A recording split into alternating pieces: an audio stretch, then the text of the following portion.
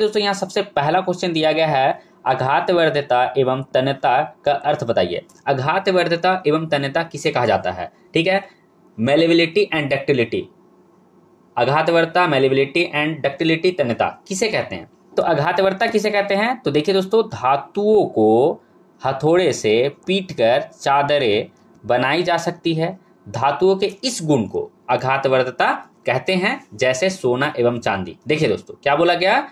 धातुओं का ऐसा प्रॉपर्टी, ऐसा गुण जिसे हम पीट पीट कर, हथौड़े से या किसी भी चीज से पीट पीट कर चादर के रूप में कन्वर्ट कर सके, मतलब पतले सीट के रूप में कन्वर्ट कर सके। तो धातु का ऐसे प्रॉपर्टी को, धातु के ऐसे गुण को हम लोग आघातवर्ध्यता कहते हैं, और इसे मेलेबिलिटी भी कहा जाता है, जिसमें सोना एवं चांदी, सिल्वर एंड गोल्ड एक मोस्ट मेलेबिलिटी मेटल होता है। ठीक है, मोस्ट मेलेबिलिटी जो धातु है, मेलेबिलिटी धातु है, ये सोना और चांदी होता है। क्लियर है? उसी तरह से नेक्स्ट क्वेश्चन पे है, मतलब नेक्स्ट पॉइंट क्या है? तन्यता किसे कहते हैं? ठीक है, क्या है?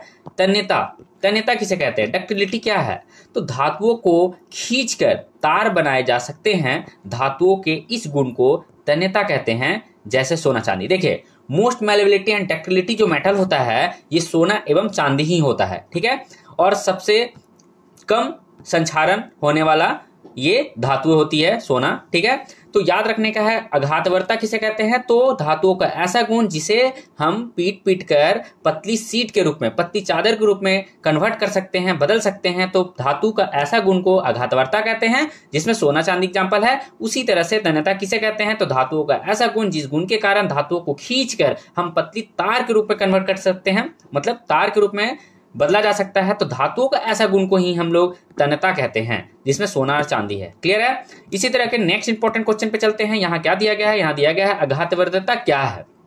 उदाहरण द्वारा समझाइए। ठीक है, आघातवर्ता क्या है? उदाहरण द्वारा समझाइए। धातुओं को हथौड़े से पीटकर चादरें बनाई जा सकती है। धातुओं के इस गुण को आघातवर्ता कहते हैं, सोना और चांदी। सेम क्वेश्चन का सेम आंसर। क्लियर है? नेक्स्ट इंपॉर्टेंट क्वेश्चन पे चलते हैं। यहाँ पे दिया गया है, शुद्ध रूप में धातुओं की सतह चमकदार होती है, क्यों? यहाँ क्या बोला जा रहा है? शुद्ध रूप में, प्योर।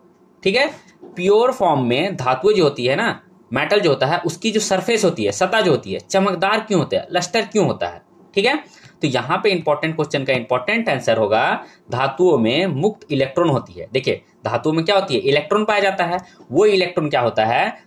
जो प्रकाश ऊर्जा को अवशोषित कर गतिशील हो जाती है। देखिए, क्या होता है? धातुओं में इलेक्ट्रॉन होता है, और वो क्या करती है? वो फ्रीली मूव करती है। जब उसमें प्रकाश पड़ता है, जब लाइट उस पर गिरता है मेटल पर, तो उसके अंदर जो धातुओं में इलेक्ट्रॉन होती है, ये इलेक्ट्रॉन जो होती है ना, ये इलेक्ट्रॉन वो प्रकाश को पाकर क्या करती है? मूवमेंट होने लगता है, गतिशील होने लगती है। ठीक है, जिससे उष्मा ऊर्जा की उत्पत्ति होती है। जिससे क्या होती है? उष्मा ऊर्जा की उत्पत्ति होती है। जब मूवमेंट करने लगता है तो हीट एनर्जी बदलता है, और इसलिए धातु की सतह प्रकाश को परिवर्तित कर देती है। यही कारण होता है कि धातु की सतह जो होती है प्रकाश को परिवर्तित कर देती है, जिससे धातु की सतह चमकदार दिखाई देती है। तो धातु की सतह चमकदार क्यों दिखाई देती है?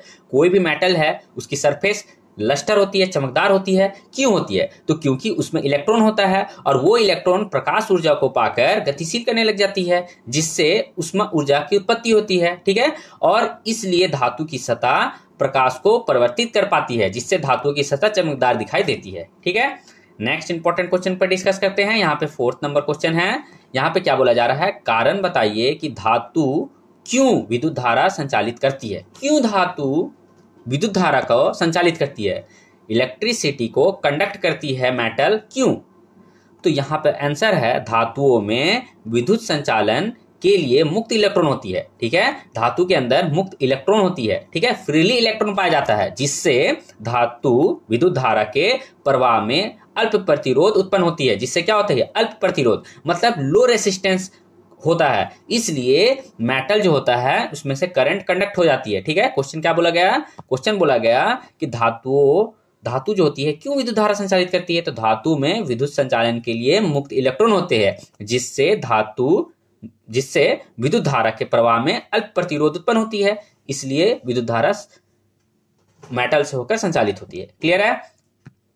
नेक्स्ट क्वेश्चन पे चलते हैं। नेक्स्ट क्वेश्चन क्या बोला जा रहा है? यहाँ बोला जा रहा है, उभयधर्मी ठीक है, क्या बोला जाता है, उभयधर्मी ऑक्साइड क्या होते हैं, किन्हीं दो उभयधर्मी ऑक्साइड के उदाहरण दीजिए। उभयधर्मी ऑक्साइड किसे बोला जाता है, तो ऐसी धात्विक ऑक्साइड जिनकी प्रकृति अम्ल एवं क्षारकीय दोनों प्रकार की होती है। ठीक है, अम्लीय और क्षारकीय दोनों तरह का प्रॉपर्टी पाया जाता है।